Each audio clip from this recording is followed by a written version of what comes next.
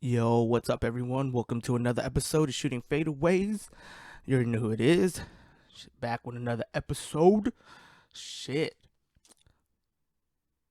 What's been going on? What has been going on in the NBA? That's what I'm going to talk about. That's what I'm going to talk about. So, it's been about a week or two since All-Star break. So, um, NBA is pretty much picking up. You know, the intensity is a little bit higher. Everyone's trying to make that playoff push, try to get a better seeding. So it does get intense. There's like what 25 plus games left, under 30 maybe. I didn't count. You know, I don't want to count games. I already count games already in fantasy. But yeah, so everyone's making that push, trying to get a better seeding. Or trying to get that 8th spot in the playoffs. You know, so it's getting pretty intense. I like it. What is it? Yeah, let's talk about standings right now. Let's go with the Eastern Conference. So we got Milwaukee sitting at number one with a record of 50-8. So they already clinched the playoffs.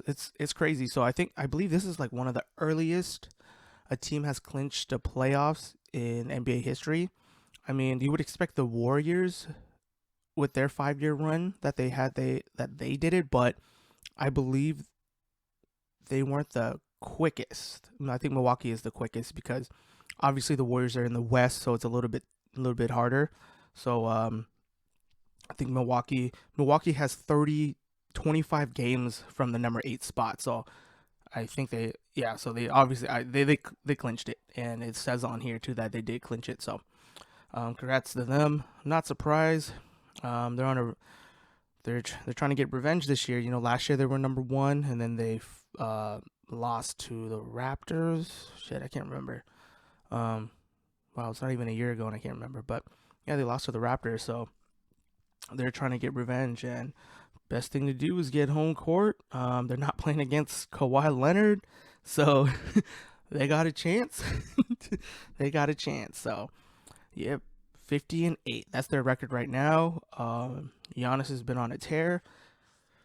Man, he's been killing it. You know, he's just those 2020 games, man. They're freaking nuts.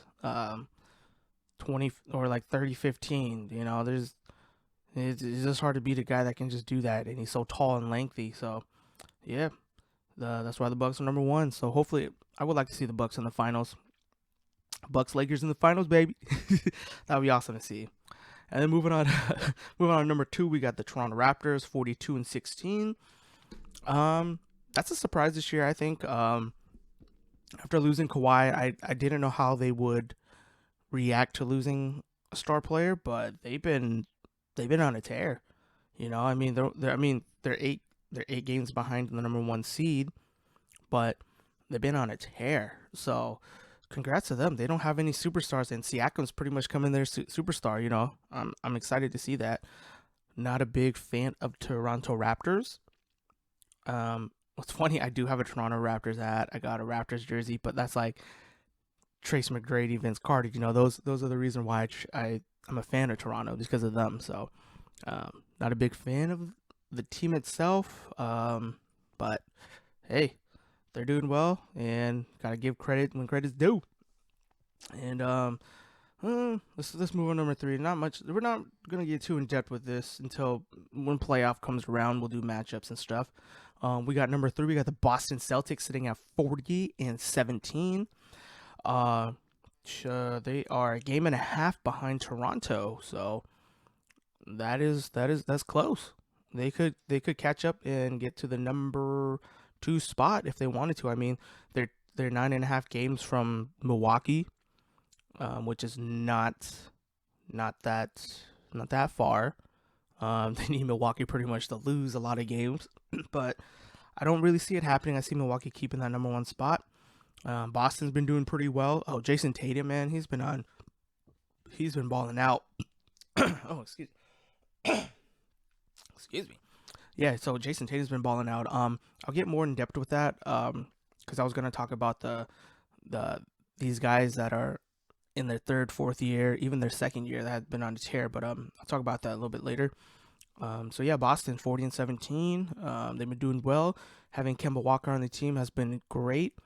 Um, with the whole Kyrie situation last year, I think Kyrie just had, I don't know if I talked about it, but he just had a big ego, I think, and it just didn't work out with these young guys, and everyone was sacrificing for Kyrie, and I think Kyrie wasn't sacrificing for the team. So, um, if you look at it, they're the same team. They just got Kemba instead of Kyrie, and they're doing way better. So, where's the problem there? It was Kyrie, I believe.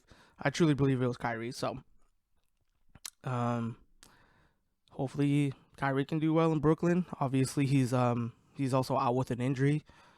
I'll get that a little bit later when I talk about the Nets. And then we got number 4. We got Miami Heat, 36-21. That's it. Could be a little bit better. I thought there's like a couple games they should have been at 40 wins right now. There's just some games that they lost that they shouldn't have lost. I was pretty disappointed in that. Especially I think they lost to Cleveland. I can't even remember, but they just recently lost, I think. And Jimmy Butler's not playing due to personal issues, or I don't know what's going on. Some personal dealing with personal stuff. And so I think it would have helped Miami. I would like to see Miami move up. I don't want. It'd be kind of cool matchup to see Miami and Philly, because Philly is number 5, so that'd be a pretty cool matchup. But I think Miami would fit better playing against Indiana. Yes, they would play. They would. That matchup would be a little bit better. But yeah, Miami. Hopefully they can move up. If not, I don't want to see Miami in a Philly matchup first round. It would be kind of cool to see because Jimmy Butler did play for Miami last year, or not Miami, Philly. And if he takes them down, then hey, Jimmy wasn't the problem. And I already know Jimmy ain't the problem. Jimmy's one of my players out there. He's one of my favorites out there. Big fan of him. So Jimmy Butler, make it. Take Miami to at least conference finals. Conference finals at least. And then you got number 5 sitting at Philly. So Philly just lost Ben Simmons for, I think they're saying 2 weeks, but it could possibly be more.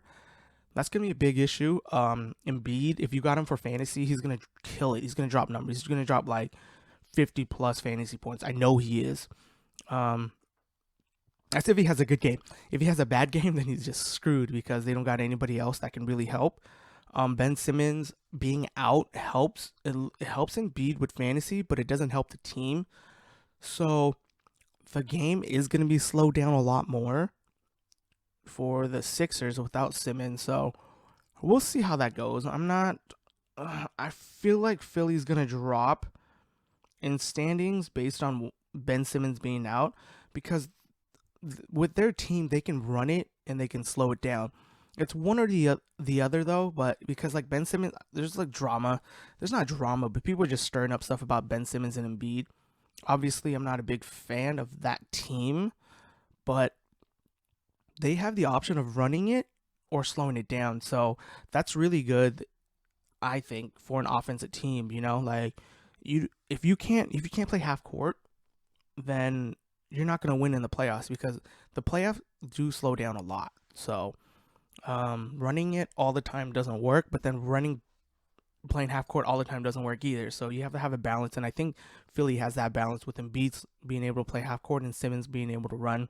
They just got to find a way to work together on that. But Ben Simmons is out, so I feel like the game is going to be slowed down a little bit more for the Sixers. Moving on to number 6, we got Indiana Pacers. Really not much to say. They're doing well. I think they're good. Yeah, they're doing well. I mean, I like that team. They're a good team. They're missing a key piece. I just don't think they're gonna get far this year. Especially with Oladipo was being out, and he's back now, but he's not getting those crazy minutes, and he's just not that player yet. And I think they just need one more player in the offseason. If they can pick up another player with their current roster, they will be a great team in the East, especially in the East. So hopefully they can pick up somebody up. So their record is 34-24. I expected them to be there. I was actually expecting them to be a little bit lower. So they're above 500, doing better than what I expected. So good for them. And then moving on, number 7, we got Brooklyn Nets, 26-30. Yes, they do have a losing record, and they are in the playoffs. That's how bad the East is. Brooklyn. So with Kyrie being out, I think it doesn't change anything. He's been out like pretty much more than half of the season. Yeah, way more than half of the season. And you got everybody else playing, like balling out on that team. So you got Caris LeVert, you got Spencer Dinwiddie. Oh man, I got shit in my throat. You got them, and they've been balling out. I mean, Caris was hurt for a while, so Spencer pretty much was dominating that ball. Yeah, he was just dominating. He just had the ball in his hands every time, point guard. But so yeah, so Caris LeVert is back. So he's been balling out. Well, not balling out, but he's been doing well. Definitely helping the team. Hopefully they improve. I don't see them improving in the Eastern Conference. So hopefully maybe next year with KD's healthy. I'm excited to see how Kyrie and KD are going to work together. So we'll see how that goes. Let's move on to the number 8 seed. Surprisingly, it's the Orlando Magics. I'm shocked. I'm shocked that it's the Orlando Magic. So we'll, yeah, I haven't really keep up with them. I didn't really keep up with them at all or anything. They 25-32. So they're about 5 games, 3.5 games. No, 5 games. 5.5 games on, no, 5, I don't know, about 5 games on the Wizards right now. So they're doing well. That's awesome, you know. I don't know how they're going to do in the playoffs, but hey, they're pushing for that playoff spot, and they got the 8th seed. They just got to keep on winning. So that's good for them. All right, let's move on to the best conference, my favorite conference, the West. The West. I'm trying to look back and see if I did talk about trades or not. I don't know if I did. Yeah, I don't know if I did talk about the NBA trade. Trade deadline was okay. Well, I'll talk about it after this. I don't know if I did. Fuck it. I'll talk about it after this. But the West is pretty self-explanatory. I'm not going to get too in-depth. We got Lakers going 44-12, number 1 in the West. You got Denver 40-18, Clippers 38-19, Houston Rockets 37-20, Utah 36-21, OKC 36-22, Dallas 35-23, Memphis 28-29. So obviously Lakers are doing well. Denver, not a shocker.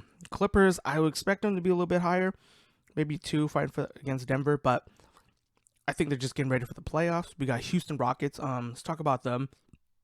Houston Rockets, they're actually playing small ball now. I think their tallest, I mean, they got Tyson Chandler on the team, but their center for starting lineup is freaking PJ Tucker. So it's freaking nuts. They've been winning. I'm doubting them. I'm going to stick to it. But I do see how well they're doing, and I can't deny that. But a couple of my friends, they think that Houston's going to do well in the first round, but I don't know. We'll see. I doubt it that they will. I was like, man, they ain't even going to make the playoffs with this team. But hey, looks like they will, but we'll see how they are in the playoffs. We'll definitely see. Only time will tell. So small ball, let's see what happens. They're trying to go smaller than the Warriors. And then we got, OKC at number 6. That's a shocker. This year they've been balling out. I don't know. I guess Chris Paul's a great leader, man. Somebody should pick him up. Somebody should trade for him. And he's a great leader. He's leading OKC. So, hey, can't deny that. And then you got Memphis 28-29. Obviously, they're a game under 500. They're only 3 games above Portland, which Portland's trying to fight for that number 9 or number 8 spot. That's pretty close. And you got the Pelicans are 4.5 games. So it's pretty close. It is pretty close. I would like to, see what happens. Yeah, I'd like to see. I mean, Portland can make a push. They just got to get some wins. They're just getting killed out there. Like, especially losing at home. They shouldn't be losing at home. Because every time I go to see them play, they always beat my team. So what the hell's going on? But yeah, so I see that happening. Obviously, San Antonio, I don't think they're going to make the playoffs this year. They're 24-32. I mean, they're only 3.5, 4 games. They're the same as Pelicans, I believe. Um, well, not record wise, but how many games they're behind. So they could make a push. I don't know. I would like to see Portland make a push. Portland against the Lakers would be kind of dope to see. I would rather see that than Memphis. I feel like Memphis, they're too much. They're young. I think they're just gonna get beaten down by the Lakers big. So I don't really want to see that. But hey, I do like Memphis. Memphis is good. Ja Morant, he's balling out. I like the rookie of the year. He's rookie of the year. Simple as that. He's been balling out all year, so he's rookie of the year. So that'd be a cool matchup to see too. But I like to see. I want to see Portland and LA. That'd be probably a little bit better. I think next year Memphis will make that push where they're in with the 6th or 7th seed around there, maybe 6 or 5. I'd like to see that next year. Memphis could make that push. Let's move on from these records. Yeah, I don't even know if I talked about the trades. So let's talk about trades. What happened? Some big trades. So Andre Drummond got traded to the Cavs. I have no idea what was going on because Detroit Pistons gave up. They got nothing actually. They got a bunch of second round picks, I think, for Andre Drummond. You're fucking nuts, dude. Andre Drummond. Anybody wants a big like Andre Drummond, man. Like, I mean, he might be slow, but I don't know, man. That's pretty crazy. I didn't really like that trade. I would like to see Drummond go to a different team. Hopefully this offseason he leaves. I'm not sure if he's a free agent this offseason or next season, but either way, the Cavs, it's just not going to work with the Cavs. I don't see it working. I haven't been paying attention to the Cavs because they suck. Pretty much all the losing teams I don't really pay attention to unless they got a star player, But other than that, I don't see Andre Drummond being with the Cavs. Be kind of cool to see him come to the West, but he'll probably be best fit for like a good young point guard, If Atlanta doesn't give John Collins the max contract, which I think they should pursue Andre Drummond. That'll be pretty dope. They should pursue him. That'll be a good fit. That'll be a good fit with those guys. Also another big trade. What else? Oh, Andrew Wiggins. So Minnesota traded Andrew Wiggins to the Warriors, and the Warriors traded D'Angelo Russell. I don't know what the Warriors were doing. They said they weren't going to trade him, but whatever, this is the business. Rumors has it that they got a first round pick and Andrew Wiggins, and I heard the Warriors are trying to make that a package deal for the Bucks to try to get Giannis, but I don't really see that happening. Andrew Wiggins, I think, would be a better fit with the Warriors with Curry and Clay together. I think that would be a great fit. So hopefully it works out next year. Hopefully they don't make a trade. I think it'll be a great fit. They're ready to run small ball. Andrew Wiggins doesn't have to be that superstar guy because you already got Curry. You got Curry, and then you got Clay. So you got the Splash Brothers. You get to play with the Splash Brothers. So you get to relax a little bit. You can't relax, but you'll just get easier shots. So hopefully they keep him. I like that. I like it. Shit. Fuck, man. I got coronavirus or something? Shit. No, I'm just kidding. I got shit in my throat. I was snacking on some fucking goldfish earlier. The shit's fucking good. So, off topic, but fucking goldfish, when you buy it in the big bags or like the little paper bags that you sell at Safeway and stuff, it's not the same when you buy it at Costco when they put it in a snack size bag. I don't know why eating goldfish out of a snack size bag is just better. It's just fucking weird. I don't know why. I don't know. It's just weird. But yeah, moving on.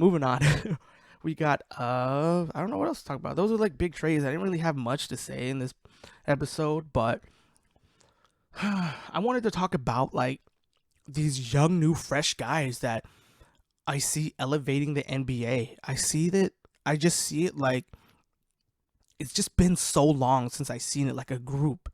Cause like when LeBron came, that draft class was huge. And then a couple years, then they had a couple players here and there.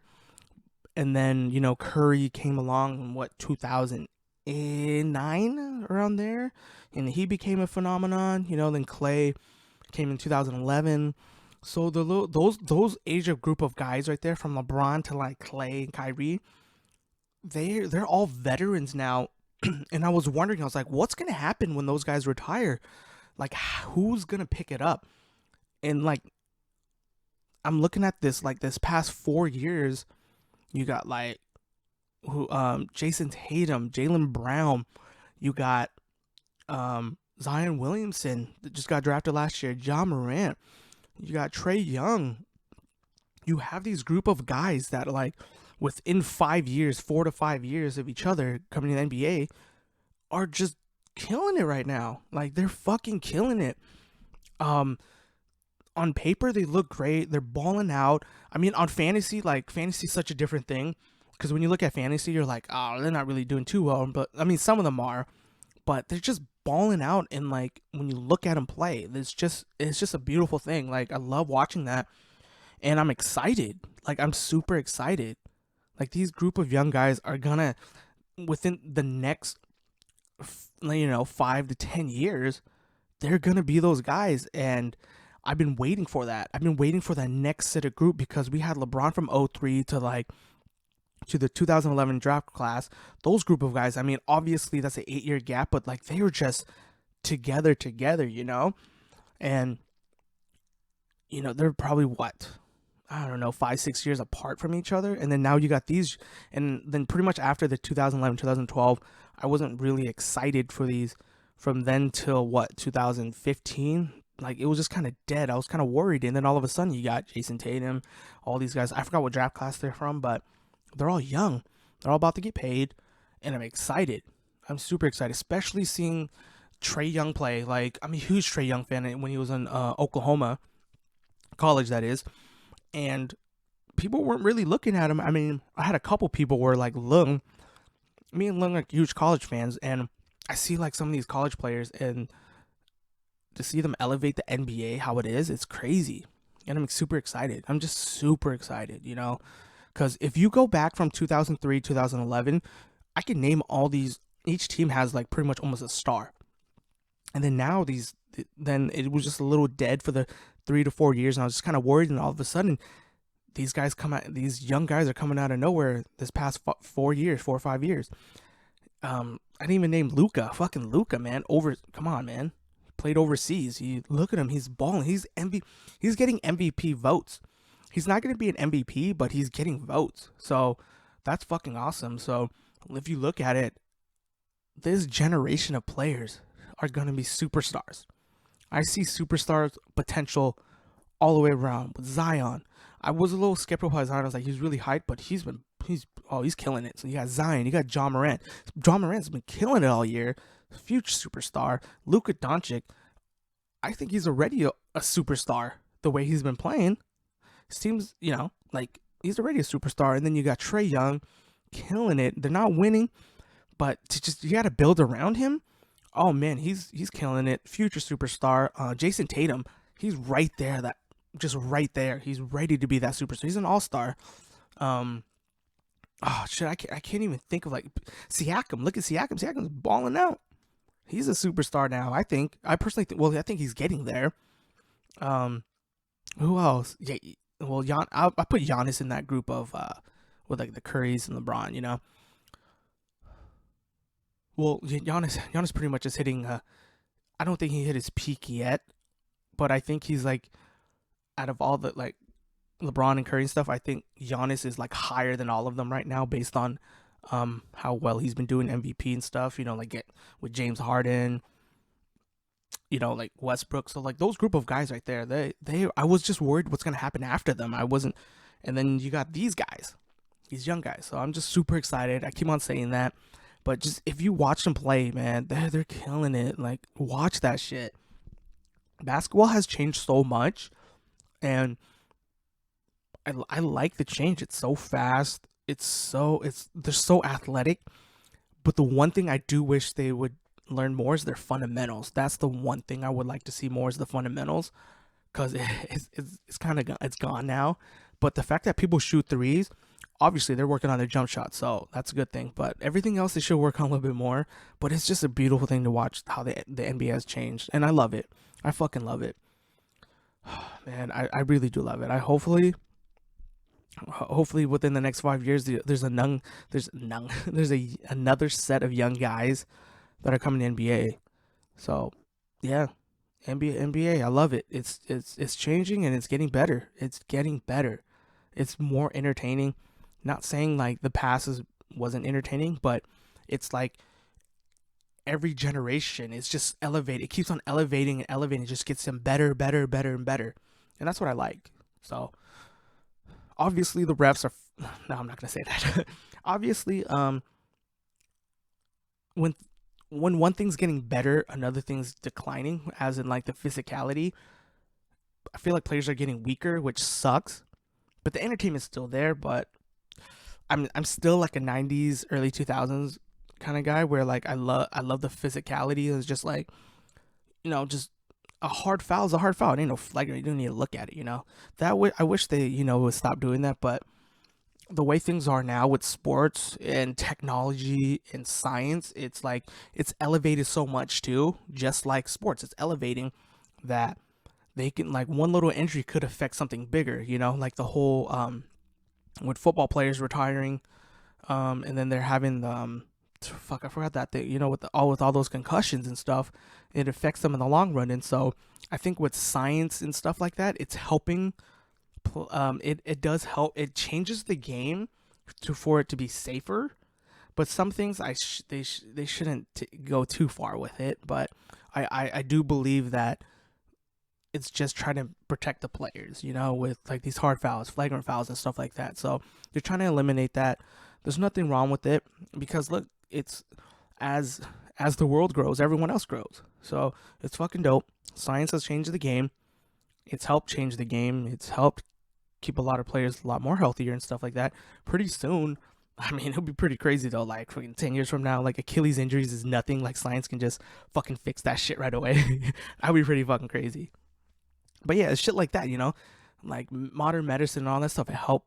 There's different treatments and stuff that Jordan didn't have that other players have now that they can help him so much. Like with Russell Wilson, he keeps on doing all these massages and stuff like that when he hurt his ankle and he's still able to play. So it's stuff like that. So that are helping elevate the game. So yep, I'm just rambling on about all this shit, but I'm just excited about the NBA.